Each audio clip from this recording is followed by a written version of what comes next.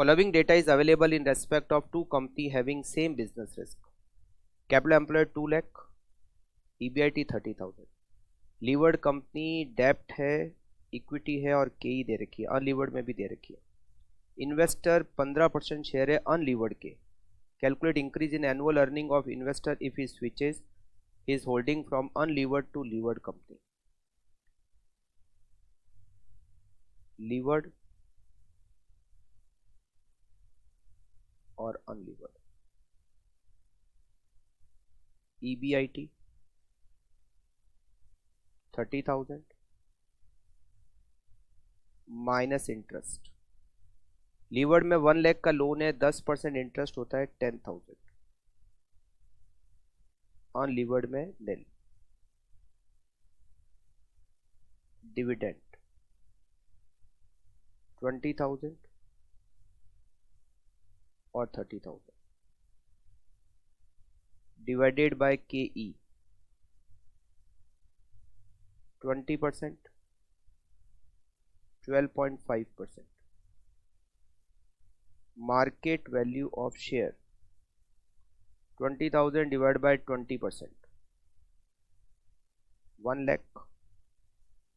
30,000 divided by 12.5%, 2,40,000. डेप्ट, यहाँ डेप्ट है 1 लाख का. Market value of firm 2 lakh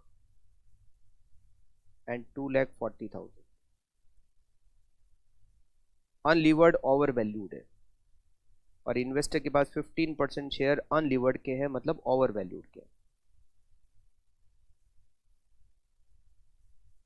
investment and income of investor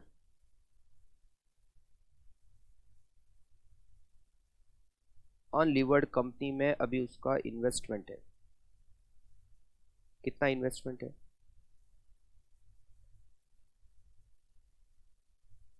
unlevered company में market value share 2,40,000 है. Multiply by, उसने 15% इन्वेस्टमेंट किया हुआ है, मतलब 36,000 रुपीज इन्वेस्ट कर रखे. उसको इनकम कितनी होती है? यहाँ डिविडेंड की इनकम है 30,000. 30,000 का 15%, उसको इनकम होती है 4,500. अब वो यहाँ के शेयर बेचकर जाएगा अंडर वैल्यूड में.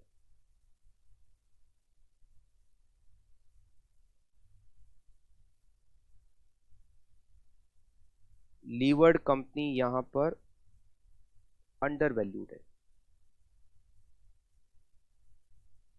अब अंडर वैल्यूड में जो कि लीवर्ड कंपनी है, वहां वो इन्वेस्टमेंट शेयर्स में भी करेगा और इन्वेस्टमेंट डेप्ट में भी करेगा. वहां शेयर की वैल्यू है 1 लाख, उसका 15%, 15,000 वो शेयर्स में इन्वेस्टमेंट करेगा. और वहाँ डेप्ट भी 1 लाख है, उसका 15%, वो 15,000 डेप्ट में भी इन्वेस्ट करेगा, मतलब वो टोटल इन्वेस्टमेंट करेगा 30,000. उसको इनकम मिलेगी शेयर्स पर. यहाँ पर डिविडेंड की इनकम है 20,000. 20,000 का 15%, 3,000 की इनकम उसको शेयर्स में मिलेगी. इनकम ऑन डेप्ट, यहाँ इंटरेस्ट है 10,000. 10,000 का 15%, 1,500 उसको इनकम मिलेगी डेप्ट पे.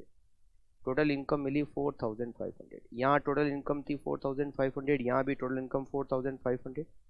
यहाँ फंड इन्वेस्ट था 36, मगर यहाँ फंड इन्वेस्ट है केवल 30,000. तो सरप्लस फंड 36 माइनस 30,000. ये 6,000 वो कहीं भी इन्वेस्ट करके ज़्यादा कमा सकता है, मतलब ओवर वैल्यूड से अंडर वैल्यूड में